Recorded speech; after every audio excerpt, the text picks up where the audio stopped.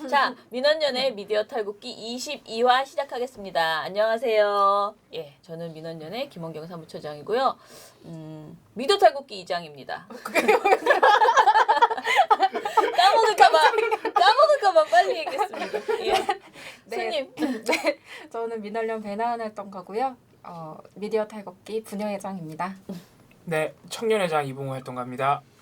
예, 저희 어제 민원연 소식부터 일단 이야기를 해보면요. 어제 일단은 그 뉴스 자꾸 뉴스 어장이라고 하죠. 입에 붙었나 봐요. 좋았어. 미련이 있나 봐요. 한겨레 TV 김어준의 파파이스 드디어 가지고 갔습니다. 선물을. 서프라이즈를 하고자 했으나 별로 서프라이즈는 안 됐고요. 제가 어제 진짜 무슨 방문 판매 그 요원처럼 바리바리 제가 사실 어제 좀 약간 기분이 나빠지려고 그랬어 밤에. 내가 그거를 혼자서 정말 그 많은 거를 다 들고 혼자서 올라갔잖아요. 근데 이게 되게 힘이 든 거예요. 너무 막 지치고 제가 요즘 몸이 좀 안 좋아가지고 더 그런가 봐요. 아이씨 너무 창피한 거야. 육포를 240개를 들고 올라가려니까. 근데 다행히 카메라맨이 막 와가지고 받아주셔가지고 그 카메라맨이 뭐 2층에서 던져버릴까요? 막 이러면서 어떻게 뿌릴까요? 막 아이돌 이러는데. 콘서트처럼. 네, 그런데 재밌어가지고 정말 좋아하셨어요. 너무 좋아하셔서 근데 2부에 일부러 가져갔거든요. 1부는 사람이 더 많이 오셨다고 해서 작가분이 1부에 와서는 진짜 이렇게 뭐라 그러죠? 너무 욕만 먹겠다 나눠 먹으라고 해야 되게 생겼다. 그래서 2부로 가져갔는데 2부에서도 못 받으신 분들이 꽤 많이 있었어요. 예. 그래서 저는 박재선 부장이 이렇게 제가 그냥 박재선 부장의 가장 큰 장점은 제가 대충 말해도 제 의도를 충분히 살리는 뭔가를 만들거든요. 근데 제가 앞에 붙이는 뭔가를 만들어줘 이렇게 했는데 보셨잖아요. 어제 되게 예쁘게 뭐라 그랬지? 24번의 달을 만났습니다. 뭐 이런 식으로 그러니까 민원연과 파파이스가 만난 지 1년이 되었다 이런 하면서 덕분에 우리가 종편 감시할 수 있어서 감사했습니다. 이렇게 아주 잘 적어 주셨어요. 그래가지고 그거를 김어준 총수권은 좀 더 큰 육포를 줬거든요. VIP. VIP용 육포 그걸 줬는데 한참 보더라고요. 그래서 기분 좋아가지고 죽은 고기라고 하셨습니다. 나는 죽은 고기는 싫어. 그래서 고기는 다 죽었어요. 내가 그러고 네, 우리 김태민님께서 분녀 회장님 몸 괜찮으시냐고 물어보고 아이 진짜 애청자 중에 어제 보셨나 보다. 꺼내지 않으려고 했는데. 아름다우신 분녀 회장님이라고 나와요. 아니 얼굴이 안 보이는데 뭘 보고 대체. 그래서 아무튼 저 나름대로는 큰 돈 썼는데 큰 돈 쓰고 왜냐면 사실은 너무 많은 분들이 파파이스를 통해서 민원연 가입을 해주셔서 처음부터 한턱 내야 된다. 저 원래 평소에 저의 그 하는 행동을 봤을 때는 한 턱을 아니라 한 100턱은 냈을 텐데 계속 참다가 괜히 회원님들이 정말 10,000원씩 그렇게 귀하게 보내주시는 그런 회비를 함부로 쓸 수 없잖아요. 그러니까 참다 어제는 1년이고 이렇게 사람이 이런 것도 적당히 하고 살아야 된다 이런 생각이 들어서 떡을 돌릴까 무엇을 할까 하다가 아무튼 육포를 돌렸는데 아주 서로 좋아하는 그 기발하다고 굉장히 좋아하셨습니다. 그리고 이제 어제 그런데 슬픈 일이 굉장히 많았는데요. 저희 진짜 어제 회원 탈퇴하신 분이 8분이었어요. 어제. 근데 다 이유가 정권 교체에 대해서였어요. 그래서 아니에요. 경제 사정 어려워지신 분들도 꽤 있었어요. 아니에요. 사실상 그거는 다 핑계랍니다. 경제 사정은 우린 늘 안 좋습니다. 제가 보기에는 일단은 마음이 좀 놓이신 건 맞아요. 그렇죠. 저 같아도 그럴 것 같아요. 그런데 마음이 놓여서 이제 애초에 목적했던 저는 구체적으로 어떤 회원님께서 그렇게 쓰셨는데 이제 국제 후원 하고 싶다. 그동안 못했던 이렇게 쓰셨더라고요. 근데 그렇게 다양하게 이제 정권 교체 말고 다른 쪽으로 이제 뭐라 그럴까 회비는 어차피 이렇게 똑같은 사람이 거의 회비를 내는 사람이 이렇게 늘어나지 않고 거의 비슷한 분들이 여기저기에 그렇게 중복해서 막 내시잖아요. 그러다 보니까 그런 마음이 드셨던 거는 있을 것 같아요. 그래서 저도 처음에 이제 정권 교체가 되면 당연히 그런 일이 있을 거라고 회비는 감소할 것이라고 이렇게 회원 줄어들겠지라고 생각은 했지만 막상 딱 이렇게 전화나 메일이 막 오는 거를 들으니까 굉장히 울컥하면서 속이 상하더라고요. 걱정도 되고. 저 정말 소심하다 이런 생각이 많이 들었어요. 내가 정말 소심하구나. 왜 이렇게 가슴이 쫄깃쫄깃 막 이렇게 우울해지나 그런 생각이 들었거든요. 힘드셔서 그래요? 힘드셔서 대선 기간에 너무 힘드셔가지고 더 그런데 불안하시고. 예 그래서 아무튼 속이 좀 상했다가 또 다른 소식은 아시다시피 그 한겨레의 보도가 나왔잖아요. 김우경 기자가 쓴 그 JTBC 태블릿 PC를 공개하신 그 분의 이제 네, 건물 관리인 아저씨. 건물 관리인 아저씨 네. 그 보도가 나왔는데 아 너무 기분 좋더라고요 정말. 네, 그 보도를 보면서 그 보도 속에서 그분이 민원연 회원인 걸 알았어요. 그러니까 저희는 또 인터뷰 민원연 회원이라고 말씀을 또 하셨고. 네, 네.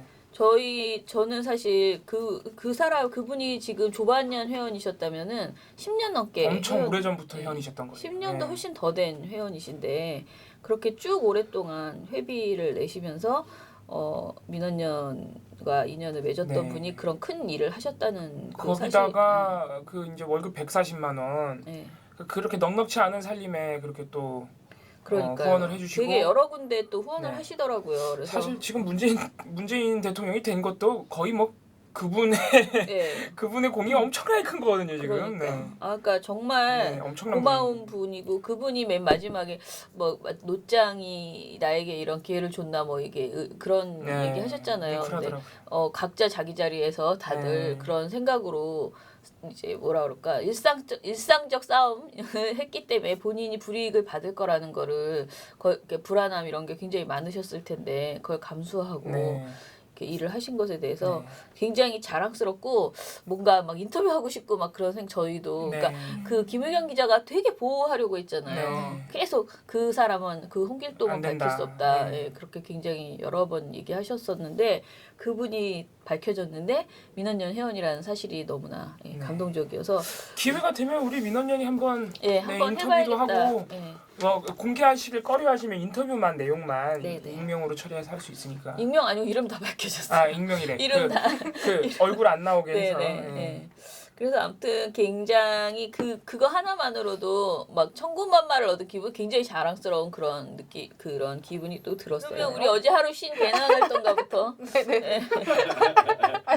안 된다고 할 수도. 사실 어제 그 신문 전반적인 그 키워드 이런 건 짚어주셨잖아요. 네. 방송에서. 근데 키워드는 역시 적폐청산이었다.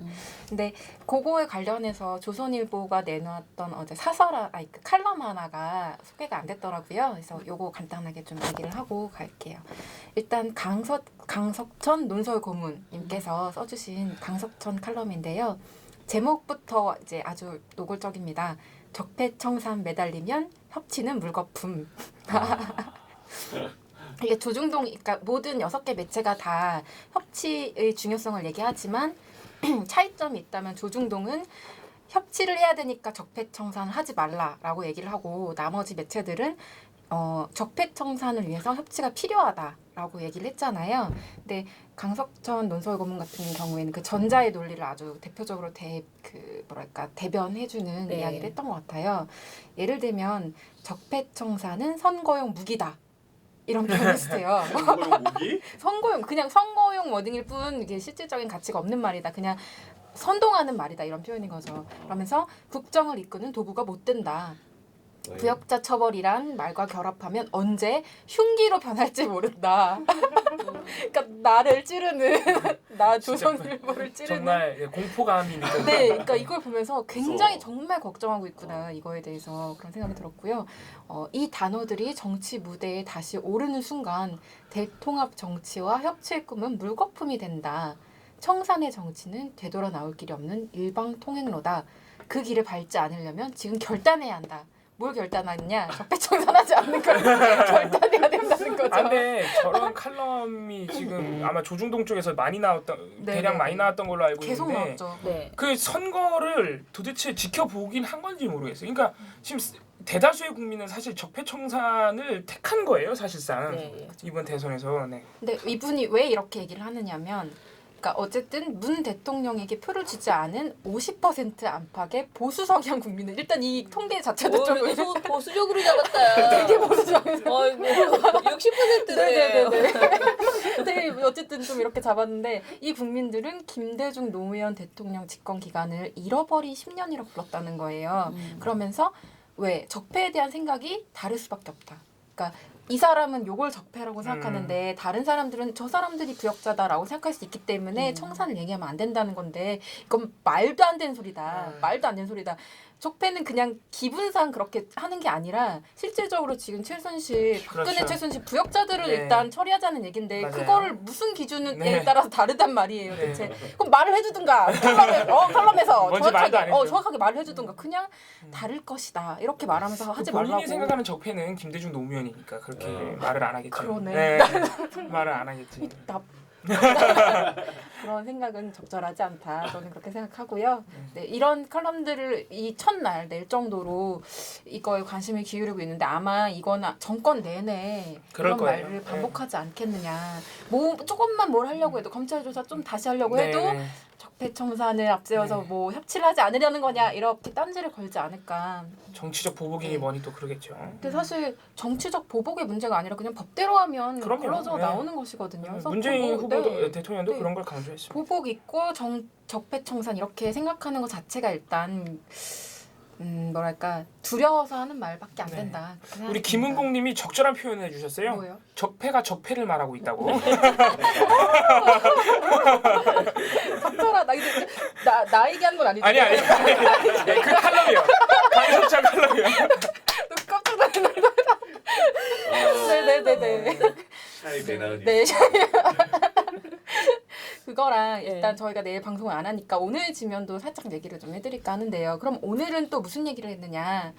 일단 동아일보랑 조선일보가 햇볕 정책 후려치기를 이제 또 다시 반복적으로 하고 있다. 이제 뭐 미국이랑 얘기도 해야 되고 뭐 이런저런 결정을 해야 되니까 행보를 정해야 되니까 그거에 앞서서 햇볕 정책이 얼마나 나쁜 정책이었는지를 자꾸 조금씩 얘기를 해주고 있어요.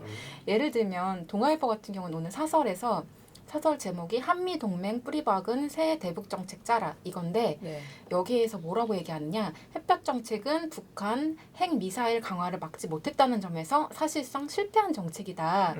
문 대통령의 대북정책 기조에 햇볕이 깔려있다고 해도 냉철한 현실 인식을 바탕으로 혁신해야 한다. 이렇게 얘기를 해줬고요. 조선일보 같은 경우는 그 윤희영의 뉴스 잉글리시라는 코너가 네. 있잖아요. 그 영어 이렇게 네. 구절로 들어있는. 근데 대북 최전선에 다시 서는 문재인 대통령이라는 코너 이 이름인데요. 여기에서 얘기를 쭉 하는 게 북한에는 악당 독재자가 버티고 있다. 남북 관계는 그저 나쁜 게 아니다. 관계 자체가 없다. 일단 이렇게 얘기를 하면서요. 네, 굉장히 누가 없앴냐고요? 네, 관계 자체가 없다고 일단 얘기를 누가 하고요. 없앴냐고요? 네. 그리고 그럼에도 문은 계속 현실을 받아들이고 핵무기 동결 또는 해체가 전제된다면 대화를 해야 한다고 얘기를 하는데 단계별 접근이 가능하다고 주장하는데 이건 불가능하다. 이거는 그러니까 점진적 통일에는 실존적 문제가 뒤따르기 때문이다. 이런 식으로 주장을 해요. 그러니까 정확하게 왜 이렇게 괜히 얘기하는지 어려운 말 갖다 쓰는 것 그러니까 같은데. 현재 비무장지대는 단순히 남북을 양분하고 있는 게 아니라 한국의 소비지상주의와 북한의 골마 터진 피해망상을 갈라놓고 있기 때문이다. 그리고 아까 말한 것처럼 독재자가 있는 나라인데 어떻게 대화를 하느냐. 이 상황에서는 뭐 경제적 협력이나 대화 이런 걸로 해결된 문제가 아니다. 그렇게 얘기를 해요. 근데 아무리 이 기사를 다 봐도 그럼 어떻게 하자는 그러니까 건지 어떻게 하자는 거지? 없어. 전쟁하자는 명확하게 건가? 없어요. 그러니까 대화를 하지 네. 말자고 얘기를 하는데 그럼 대화가 아니면 뭘 하자는 거야? 네. 라고 했을 때는 대안이 없는 거예요. 이 사람들이. 그러니까 뭔가 군사적인 가능성을 열어놔야 된다는 어떤 뉘앙스를 주는데 그럼 전쟁하자는 건가? 그죠. 만약에 네. 뭐 얘기가 안 통할 것 같으면 그냥 일단 뭐 쏘자는 건가? 네. 막 그런 의문이 드는 거죠. 네.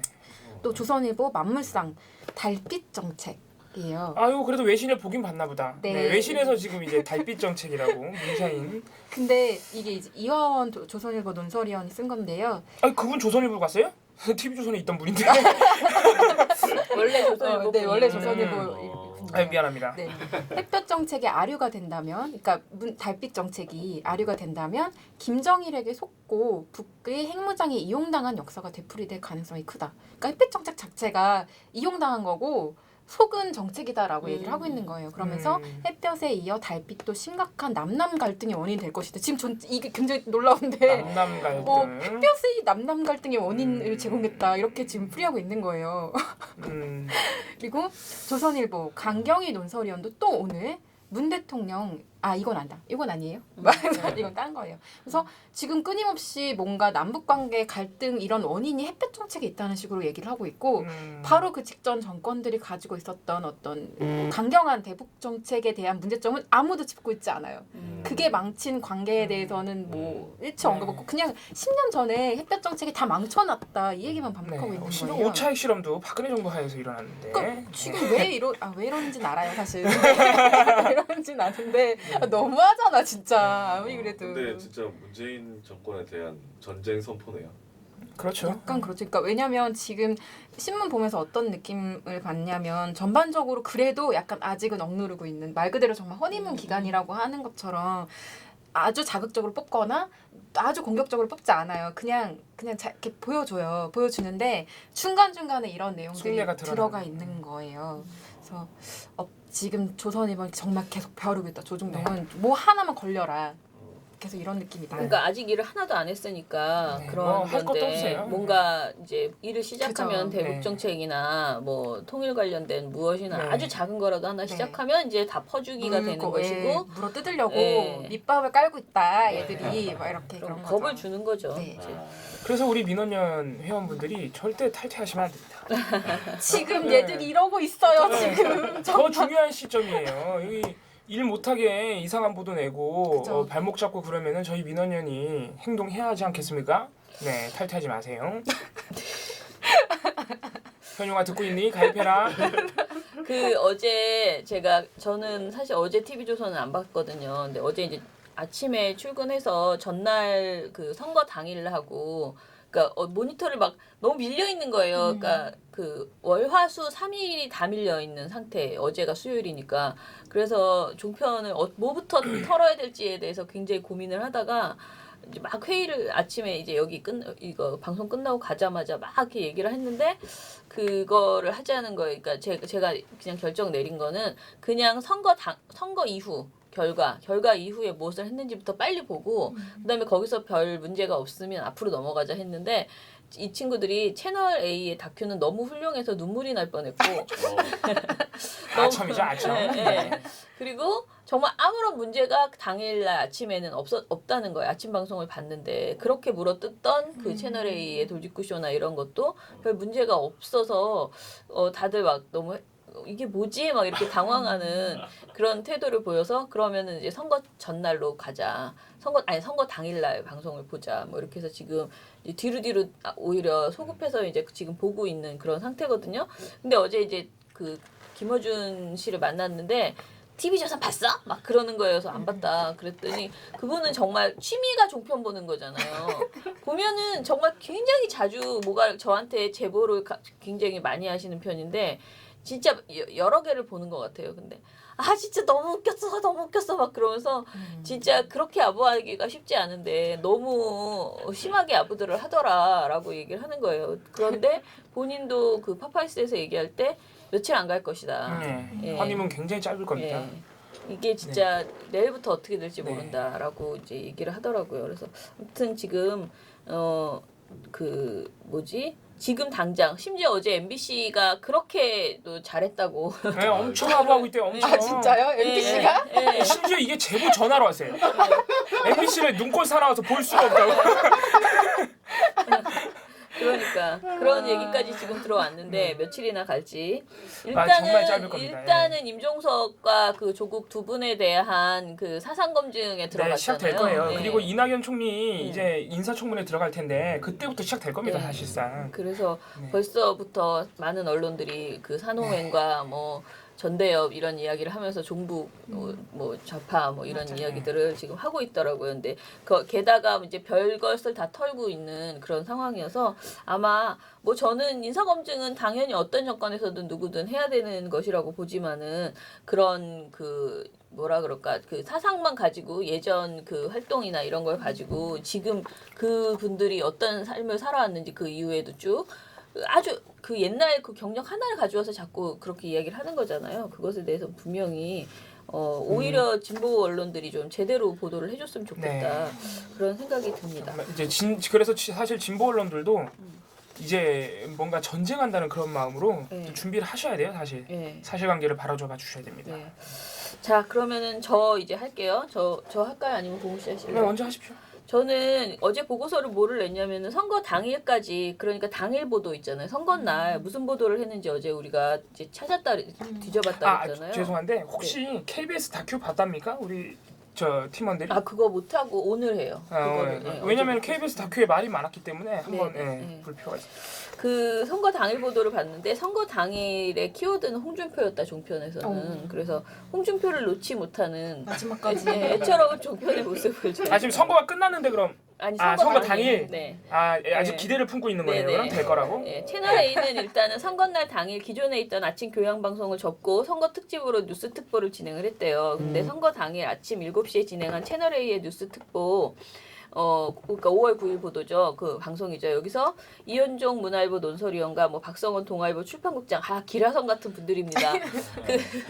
그다음에 최석호 정치부 기자, 저는 이 세 분이 모였다는 것 자체만으로도 어벤져스다. 뭔가 그런 생각이 들었는데 이분들이 이제 그 각 후보의 그 유세 현장을 설명하면서 그동안 그들이 했던 유세 전략을 이제 이야기를 하는데요. 홍준표 후보가 보여준 유세 전략에 대해서 말을 했대요. 근데 사회자가 그런 면에서 보면 저렇게 거친 막말의 이면에 다른 측면에서 보면 국민이 알아듣기 쉽게 굉장히 솔직하게 전달하지 않습니까? 라고 이제 칭찬하는 멘트를 이유는 그 사회자가 하고요. 그러면서 최석호 씨는 욕은 먹어도 잊혀지면 안 된다는 그런 정치인들의 속담이라면서 홍준표 후보의 발언을 칭찬을 했습니다. 그래서 굉장히 선거공학적으로 홍준표 후보가 참 직관적으로 좋은 말, 확 들어오는 말을 한다. 영감탱이 이거에, 이런 게 그런 말인가요? 진짜 잊혀지진 않네요. 정말 탁월한 평가시네요, 정말. 최석호 씨가 이렇게 말했어요. 이번에 설거지 발언, 스트롱맨 발언, 사실상 막말 발언이다. 이러한 논란을 빚으면서도 굉장히 1%였던 지지율이 급상승하지 않았습니까? 이건 우리 국민을 모욕하는 거 아니야? 야, 이것 때문에 그래서 늘어났다기보다는 급상승한 게 아니라 그냥 가져올 표 가져간 거예요. 그리고 저는 이게 약간 사실상 이런 표현 붙이는 것도 짜증나요. 이건 그냥 막말이지 무슨 사실상 막말이야.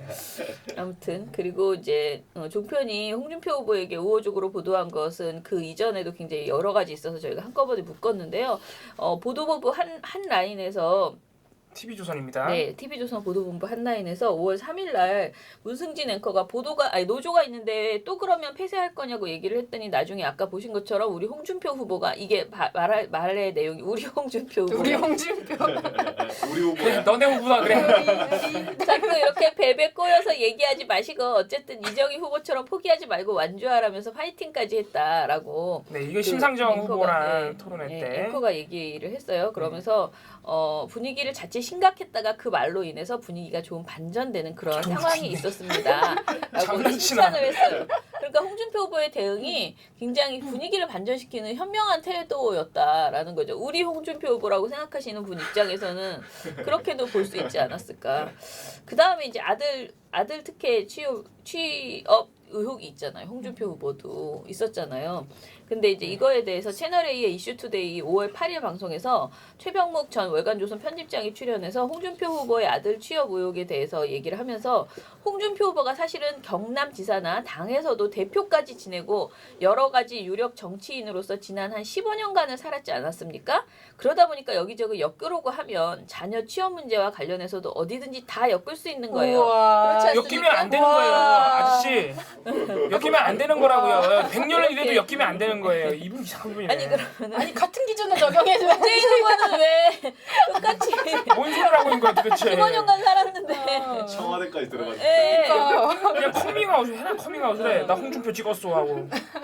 그래서 이제 아니 너무 달라도 너무 다르다. 그러니까요. 어떻게 이건 똑같은 부끄러울 정도네요. 그래서 제가 이거를 모니터하는 친구들이 막 아니 왜 문재인 후보한테는 그렇게 엄격하다가 왜 LG하고 현대를 다녀서 들어가서 아니, 삼성이에요? 아무튼 LG하고 현대 삼성인 것 같다. 다시 그 홍준표 후보 자녀 취업 논란이요. 하나 지금 삼성에 들어갔다는 거하고 현대예요. 근데 그 이야기를 여기서도 하거든요. 그래서 대기업에 들어갔기 때문에 괜찮은가? 무슨 말이지? 문 후보는 공기업인. 공공기관이어서 더 트집 잡나? 도대체 이게 무슨 말이야? 도대체 얘네는 왜 이렇게 기준이 달라? 막 이런 얘기들을 수다를 떨면서 이해할 수가 없다. 진짜 이중잣대다. 이런 정말 이야기를. 유권자를 혼란시키는 방송이죠.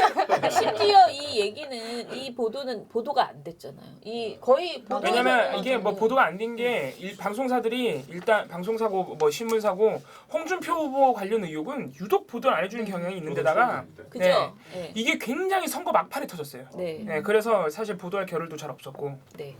그리고 채널 A에서는요, 심지어 선거 당일날, 선거 날, 신문의 신문 이야기 돌직구 쇼에서 조간 신문을 소개하면서 조선일보에서 보도한 북한 타격 훈련과 관련된 기사를 소개를 했다고 합니다. 네. 그러면서 굉장히 주절주절 막 사진도 그 조선일보 사진 막 보여주면서 대선 뉴스 전해드리는 와중에 대한민국의 심각한 안보 상황도 한 토막 전해드리겠습니다. 전해야지 안전하냐면서 선언하지. 그럼 종편이 아니지. 북한에서 청와대를 모형으로 만들고 이를 타격 훈련을 실시해서 쑥대밭으로 만든 것을 소개했어. 이게 굉장히 웃긴 게 뭐냐면요. 이게 북한이 매년 해요, 매년. 네. 청와대 모의 타격 훈련을 매년 한다고요. 근데 모든 언론들이 특히 조중동하고 KBS 같은 경우에는 매년 하는 걸 꼭 이번에 새로 한 것처럼 예. 꼭 이렇게 엄청나게 보도를 해요. 그러면서 대한민국이 처한 안보 현실을 강조를 했는데요. 이 보도가 끝나면 끝내야 되잖아. 보통 이게 근데 그 이후에도 계속 안보 이슈를 끌고 가면서 오늘 조금 전에 북한의 청와대 모형을 만들어 놓고 거의 쑥대밭으로 만들어 놓은 북한의 타격 훈련 상황을 북한이 공개한 게 아니라 미국의 민간 위성이 지나가다 포착된 사진을 공개했다는 말이에요. 지금 안보 상황이 심각하기 때문에 라면서 다시 한번 안보 위기를 강조하는 선거날 이런 심각한 건 지금 사드가 심각하죠. 안보 위기가 심각하다며. 굳이 이 말을 했어야 될까? 정말 에브리데이 안보 상황이면서 네. 선거날 굳이 이 말을 했어야 아니 이게 될까? 너무 웃긴 게 우리나라 군은요. 지금 그 사람 누구죠? 예, 김정은 네, 국무위원장. 예. 김정은 국무위원장. 아무튼 그 북한 수뇌부를 암살하는 연습도 해요. 우리나라 군은요. 우리나라 군도 그리고 시설 타격 연습 한단 말이죠. 주한미군이라. 그러니까 그거는 군의 통상적인 일이에요. 이렇게 적군의 그 주요 거점을 모의 타격하는 훈련을 매년 하는 거고. 근데 이거를 마치 북한이 하면 엄청나게 뭐 당장이라도 우리한테 뭐 뭘 할 것처럼. 이게 제가 아주 굉장히 잘못됐다고 보는 보도 행태 중에 하나입니다. 사실 이런 게. 그러니까요. 네. 네. 아무튼 북풍 이걸 근데 중에서도 선거 가장 당일날 했다는 건 너무 냄새 나는 것 같아요. 네. 사실 저는 KBS가 이렇게 할 줄 알았는데 KBS는 이번에 눈치 잘 보더라고요. 아, 그래요? 조용합니다. 예. 아니 안보를 그렇게 중요시하면서 누가 이렇게 안보를 만들었는데 네. 그 얘기는 안 하잖아요. 안 하죠. 그리고 사드 그 미국이 돈 내라고 한 것도 KBS, MBC는요 엄청나게 그걸 축소한단 말이죠. 사실 그런 얘기가 아닐 거야, 뭐 이런. 예, 그거는 또 MBN에 있어. 아, 그래요? 아무리 MBN이 가끔가다 이상한 짓 하는데. 그러니까 MBN의 이거 제가 여기서 말씀드리지 않았나요? MBN의 반응이 되게 재밌었어요. 그 미국이 트럼프가 돈 내라고 하고 그리고 그 맥 이름을 까먹었네요. 저 국가안보 저 실장 하시는 분, 네. 실장은 우리나라 이름이고 아무튼 그 백악관에 계신 안보 담당자가 이거 재협상 대상이라 그랬잖아요. 그래서 네. 돈 내는 거. 그 MBN의 그날 보도가 굉장히 재밌는데 딱 이런 거예요. 그 중요한 돈 문제를 논의 안 했을 리가 없다. 했을 거야. 다 했는데 그냥 했을 거야. 했는데 미국이 저러는 걸 거야. 이런 그러니까 왜? 굉장히 그 상상도 아니야. 애처로운 되게 바램 막 이런 게 보도에 묻어 나와요. 아무튼 그런 상황입니다. 네. 맞아요. 자, 저합니까? 방송 털어보시죠. 네. 네, 방송은 할 게 없어요, 사실. 할 게 없는데 그래서 저희 모니터를 안 한 거 아닙니까?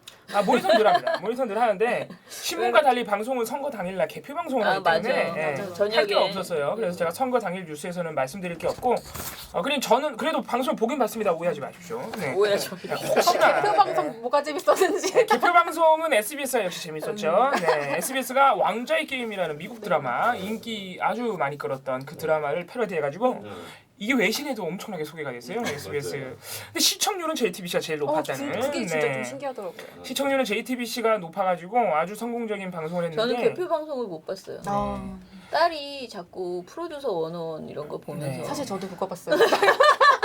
이런 아마추어들 방송 못 왜냐면 하겠어. 우리 지훈이를 봐야 되기 때문에. 아니 이 프로는 당연히 개표 방송을 봐야 되는 거니까. 아니 나도 핸드폰으로 개표 방송 틀어놓고 딸을 계속 텔레비전 개표 방송 들으면 똑같은 걸 뭘 자꾸 봐. 결과만 보면 되니까. 정말 이렇게 프로의식이 없습니다 우리 민원인들이. 역시 방송 담당자인 저밖에 여러분들은 믿을 사람이 없다. 예? 그리고 막간을 이용해서 우리 김순아 회원님께서 아까 우리 김홍영 차장님 건강 괜찮으시냐고 물어봤습니다. 예, 아직 그게 골골하고 있습니다.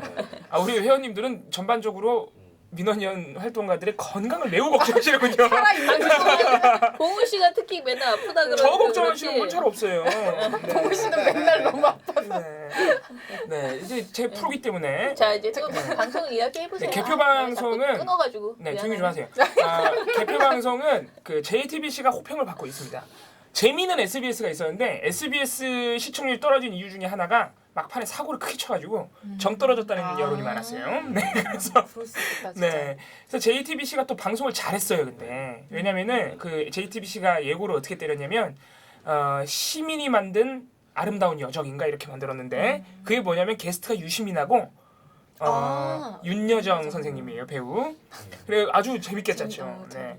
윤여정 씨를 또 캐스팅한 게 아주 화제가 됐는데 이 윤여정 씨가 이 방송에서 정말 그 정도 나이 먹은 원로 배우가 하기 어려운 방송에 나와서 공식적으로 하기 어려운 말들을 굉장히 잘하셨어요. 예를 들어서 세월호 참사 얘기를 하면서 우리가 그분들이 아닌 이상 그분들의 아픔을 헤아릴 수가 없는데 그럴 수는 없다. 이렇게 아주 직설적으로 이제 말씀하시고 이제 정권 교체에 대한 열망도 물론 교체돼야 된다 이런 말씀을 안 하셨지만은 굉장히 그 시민들의 뜻을 잘 대변을 하셨죠. 그래서 아주 호평을 받았고 또 뭐 손석희 앵커는 뭐 원래 애지간하신 분이고 그래서 아무튼 JTBC의 시청률이 제일 높았습니다. 근데 네, 또 끼어들었어요.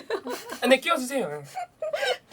아니 제가 6시에 6시인가? 뭐 아무튼 방송 시작 저 개표 방송 시작한 다음에 광화문에서 하면서 계속 봤는데 보려고 노력했어요. 저도 딸과의 투쟁을 그런데 계속 그 후보는 어디 있냐? 계속 당사에 있냐? 집에 있냐? 맞아요. 집에 있으면 또 집 앞에 가가지고 또 곧 나올 것이다. 그리고 계속 그걸 너무 많이 물어보니까 짜증스러운 거야. 우리가 이렇게 후보가 집에 있든지 네. 당사에 있든지 상관없는데 그래서 이 오랜 시간 동안 그 개표 방송이 굉장히 길게 6시간 진행됐잖아요. 정도 합니다. 그래서 지금 아까 말한 그런 게스트들이 좀 더 많이 나오고 그 후보 따라다니는 거 이런 걸 맞아요. 좀 덜 덜 해야 나왔으면 돼요. 좋겠다.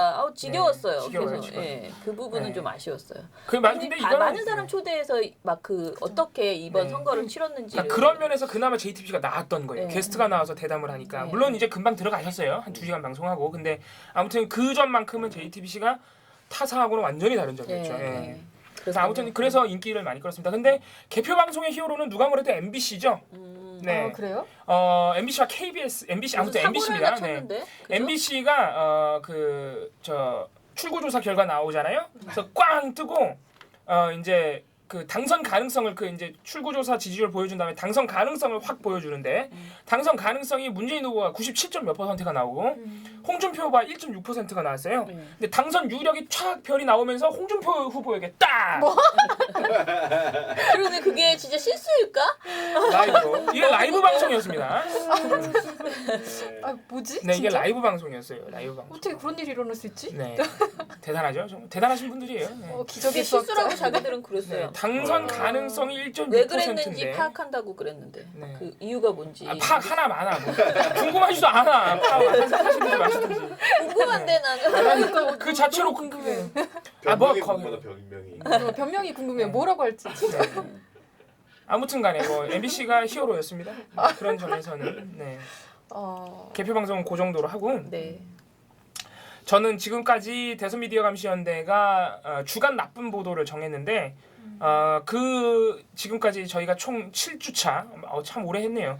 7주차 동안 7번을 선정을 했는데 그 현황을 그 결과를 말씀드릴 겁니다. 그래서 이게 재밌게도 지상파하고 종편하고 이 선정되는 경향이 좀 달라요. 보도의 내용이. 그리고 우리의 영웅 MBC 덕분에 이제 지상파의 이 뭐라 그럴까요? 악랄함을 종편이 따라갈 수 없다. 그러니까 정확히는 MBC의 악랄함을 종편도 못 따라간다. 이렇게 되는 건데 그래서 제가 오늘은 지상파부터 그러니까 MBC부터 털어드리고 내일 이어서 이 종편은 어떤 나쁜 보도를 냈는지 이 결이 다른 게 어떤 점인지 제가 좀 내일 이어서 설명을 드리겠습니다. 그래서 오늘 먼저 지상파부터 말씀을 드리면 일단 선정된 건수로 말씀드릴게요. 선정된 건수를 보면 일단 놀라운 점은 JTBC를 제외하고 나머지 6개 방송사가 최소 한 번씩은 다 선정됐다. 네. 오, 네. 엄청 잘하는 데가 없네. 네, 그러니까 다들 한 번씩은 사고 쳤다는 거예요. 최소 한 번씩은. MBC는 그냥 맨날 사고 쳤다고 보시면 되고, 네, 다른 방송사도 최소 한 번은 쳤다. 그래서 KBS가 2번 선정됐고, MBC가 무려 8번, SBS가 한 번, SBS 이후 한 번은 아마 말씀을 안 드려도 아시겠죠. 막판에 자살골을 넣었어요. 그리고 TV조선이 5번, 네, 두 번째로 많습니다. MBC에 이어서 채널I가 3번. MBN이 2번 이렇게 사고를 쳤습니다. JTBC는 없습니다. 네, JTBC는 사실 뭐 사고를 아예 안 친 건 아니에요. JTBC가 중간에 자막 실수를 한번 크게 해가지고 문재인 후보 지지자들에게 아주 문매를 맞았죠. 그 토론회 자막인데 네. 국민들이 적폐청산 아닙니까? 이런 식으로 자막을 내버렸어요. 그러니까 문재인 후보가 말하는 워딩은 그게 아니에요. 그러니까 내가 말하는 적폐 세력이라는 거는 국민들을 말하는 게 아니라 적폐 세력이 누굽니까?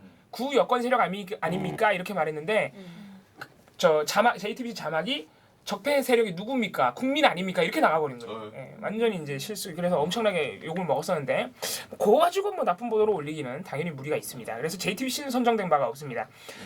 그래서 제가 이제 오늘 MBC를 털어드릴 텐데 이제 MBC의 이 선거 기간 이어진 일관적인 태도를 제가 이름을 붙여봤습니다. 불굴의 MBC. 나는 반드시 문재인을 낙선시키겠다. 네, 이게 MBC의 일관된 처음부터 끝까지. 네. 실패했군요. 네. 뭐 실패해서 다행이고 또 당연한 일입니다, 사실. 네. MBC를 누가 봐. 어쨌든 간에. 네. 보긴 봐요. 네, 애국시민 우리 24% 애국시민들 보시겠죠? 네, 응원드립니다. 많이 보세요. 그래서 MBC가 또 8번이나 선정이 됐기 때문에 이게 또 경향이 또 나눠져요. 한 3가지 경향 정도로 나눠볼 수 있는데 첫 번째는 MBC의 어떤 트레이드 마크인 뉴스 사유화. 그냥 막 자기네 성명 읽는 겁니다. 회사 성명 읽는 그 뉴스 행태. 두 번째는 문재인 후보에 대한 묻지마 의혹 공세. 도저히 검증할래야 할 수가 없는 의혹. 그리고 세 번째는 지지를 갖고 장난치기. 그러니까 방송 언론이 할 수 있는 짓거리는 다 했다고 보시면 됩니다. MBC가 선거 기간. 그래서 첫 번째 뉴스 사유화는 어떤 사례가 있었냐면은 아주 이 대선 초반입니다. 3월 22일 보도인데 3월 21일 MBC 100분 토론에 문재인 후보가 나와가지고 MBC의 상황을 비판하셨어요. 그랬더니 MBC가 뉴스 데스크에서 사측의 성명을 읽어버렸습니다. 문재인 후보가 검증하려고 불렀더니 갑자기 공영방송을 압박했다. 막 그러면서 공영방송인데 그런 네. 거를 네. 그런 거 하고 있어. 공영방송을 압박했다 막 그러면서 엄청 막 열을 내서 기자가 사측 성명을 읽어줬어요. 그리고 두 번째 뉴스 사유화 사례는 4월 24일 날 나왔는데 또 선거 막판에 나왔죠. 또 요거는 그 전국 언론 노조가 박근혜 정부 언론 장악 부역자 명단을 발표했는데 그거를 이제 사측이 또 비방을 하셨는데 그 성명을 또 읽어준 보도입니다. 이게 왜 대선 보도 안에 들어가냐면 이게 재밌는 게 그럼 그것만 까면 되잖아요. 이게 까는 내용도 되게 웃겨요. 막 언론 노조가 쓰는 부역자라는 말은 북한에서나 쓰는 말이다. 이런 리포트에 난 억지를 부려 왜? 공영방송 리포트에 그런 내용이 나올 거라고 정말 상상할 수가 없는. 네, 아무튼 그리고 막 조갑재, 이영작 이런 분들 막 연달아나 구구 인사들 연달아나서 다 인터뷰하고 아무튼 그런 보도인데 이 보도가 재밌는 게 리포트 도중에 뭐라고 하냐면은 그러니까 제가 아까 말씀드린 이렇게 북한 공산당이라 쓰는 부역자를 쓰는 이 언론 노조가 막 통진당이랑 막 언론 정책 협약하고 막 이런 애들인데 문재인 후보가 이 통진당이랑 미디어 정책을 협약했다. 몇 단계로 거친 거야 지금. 리포트 요약하면 이거예요. 재밌죠. 그래서 이게 대선 보도로도 들어갔던. 그러니까 대놓고 이게 약간 1타 3피 같은 겁니다. 언론 노조, 문재인 통진당 한꺼번에 이렇게 종북으로. 네, 자 이것도 제주예요. 이런 보도 내는 것도 제주예요.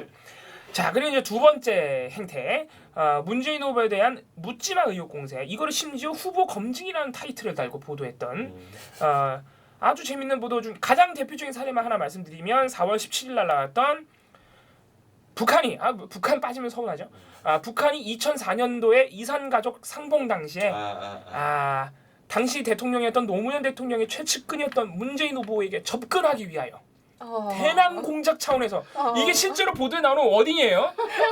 대남 공작 차원에서 문재인에게 와. 이산가족 상봉 특혜를 줬다.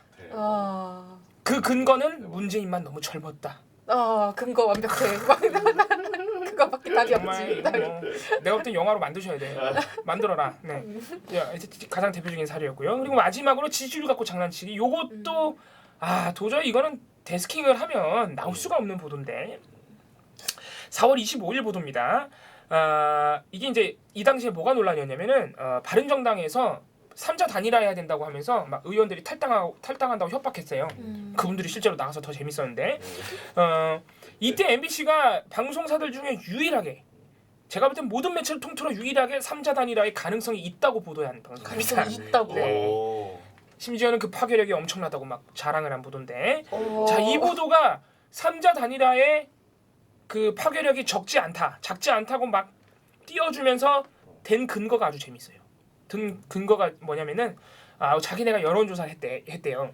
여론조사를 했더니 안철수 30%, 유승민 3.8%, 홍준표 9.5%가 나왔다. 요 세 명 지지율을 더해보면 43.4인데 문재인이랑 심상정의 지지율을 더한 43.2보다 높다. 아니 그런 거 말고. 이게 너무 웃긴 거예요. 그러니까 자기네 여론조사 해봤는데 오자 여론조사 결과 지지율들을 다 더해봤더니 3자 단일화하면 이긴다 이거예요. 아이고. 이건 거의 초등학생급이에요. 초등학생급. 단일화해서 네. 안 찍는 사람이 생길 수도 있는 그러니까 거예요. 그런 고려가 없는 거예요. 아주 이게 재밌다고도 할 수 없고 굉장히 1차원적이고 유치하고 내가 볼 때 초등학생도 이렇게 말 안 할 것 같아요. 이런 보도는 나올 수가 없습니다. 그러니까 이거를 굳이 반박하자면 우리 MBC 언론노조 본부가 또 굉장히 신랄하게 비판을 하셨는데 일단은 첫 번째는 MBC가 자기네가 여론조사를 했으니까 표본 오차가 있을 거 아니에요. 표본 오차가 0.2가 넘어요. 지금 얘네래 죄송합니다. MBC가 그 3자 단일화 하면은 0.2% 이긴다고 지금 파괴력이 적지 않다 그러는 거거든요. 근데 오차 범위가 보통 최소 3이에요. 최소 3. 그럼 이미 오차 범위 안 된단 말이에요. 일단 이게 문제고 두 번째는 아까 배낭 간사가 말한 거.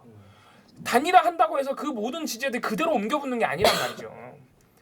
전혀 아주 이제 비과학적인 방식으로 판세를 분석한 아주 웃긴 보도였습니다. 이거 참 데스크를 대충 했거나 저는 이게 데스킹의 결과라고 생각합니다. 저도 그런 거예요. 둘 중 하나예요. 데스킹을 하나 놓쳤거나 아니면은 일부러 이런 식으로 하는 거예요. 일부러 이런 보도를 내는 거예요.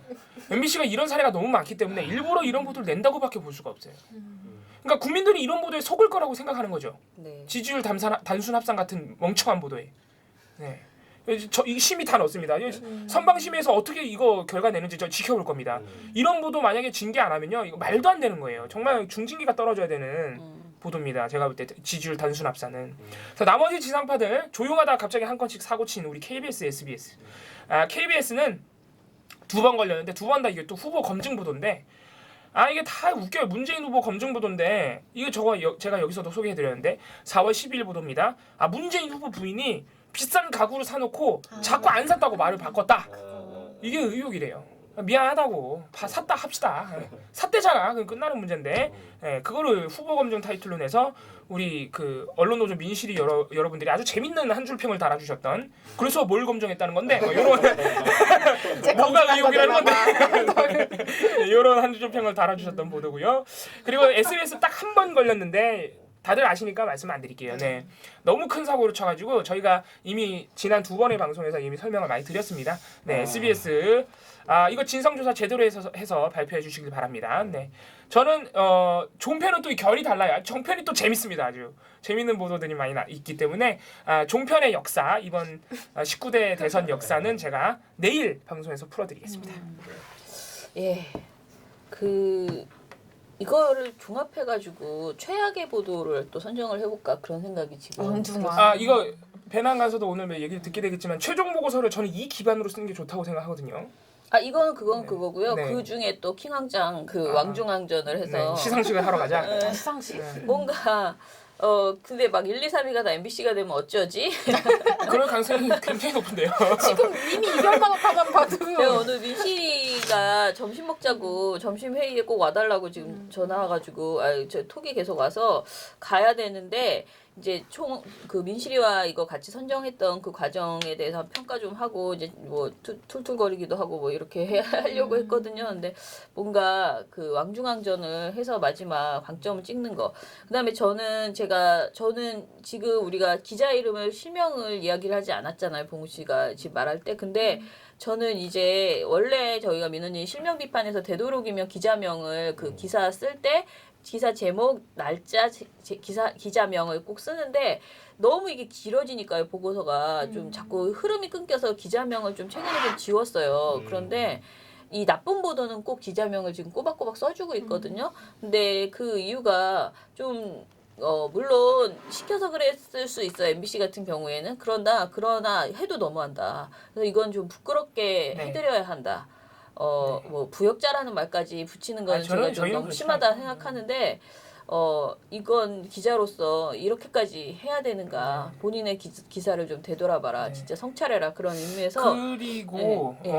그러니까 물론 시켜서 그럴 수 있다고 저희가 최대한 양보해서 생각할 수 있는데 MBC의 이 모든 나쁜 보도를 내는 방송 이 기자가 정해져 있어요. 네, 물론 딱 이제 정해져 있어요. 물론 이 정치부 나와바리가 정해져 예, 있어요. 자기 나와바리가 있고 취재하는 게 다 기자마다 정해져 있기 때문에 당연히 반복이 되겠죠. 그래서 보면 뭐 육덕수 기자라든가 박철현 기자, 김세로 기자 이런 분들이 정해져 있어요. 딱 정해져 있기 때문에 저희가 이거는 한번 명단으로 해서 네. 발표를 한다 해도 뭐 한번 네. 쭉 정리를 해서 그 발표 신문 방송 전부 다 발표를 해야 되겠다 이런 생각을 했습니다.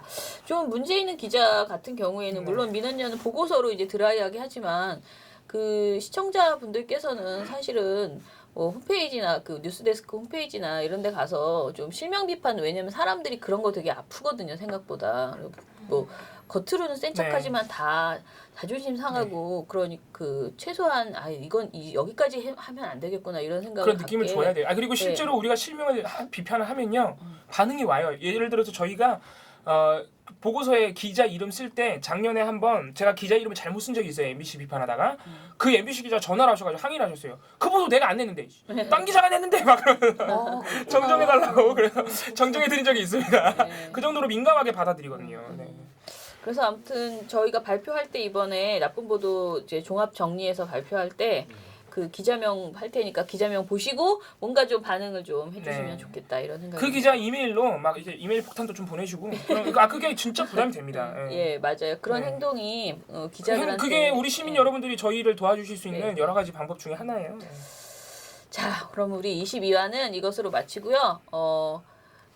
저희가 내일 그 뉴스박을 국민 TV 민원연의 뉴스박을 저희가 녹음해야 되기 마지막 때문에 방송이라서. 내일 마지막 네. 방송이라 내일 저희 셋 다 생방송으로는 찾아뵙지 못하고요. 네, 그래서- 영상은 나갑니다. 네, 그래도 방송 네. 영상은. 그래서 내일 버전도 우리가 다시 준비해서 또 내일 어찌됐든 그 민원연의 미디어 탈곡기는 계속되고요. 그리고 주말에 여러분들이 고대하시는 NG컷이 나올란가요? 내가 요즘 조심하고 있는데 매우 조심하고 있는데 저 때문에 어디서 많이 나왔는지 나옵니다. 저 때문에 많이 나와요. 그렇게 하겠습니다. 자, 민원연의 미디어 탈곡기는 내일도 열심히. 털어드리겠습니다. 탈탈탈 안녕.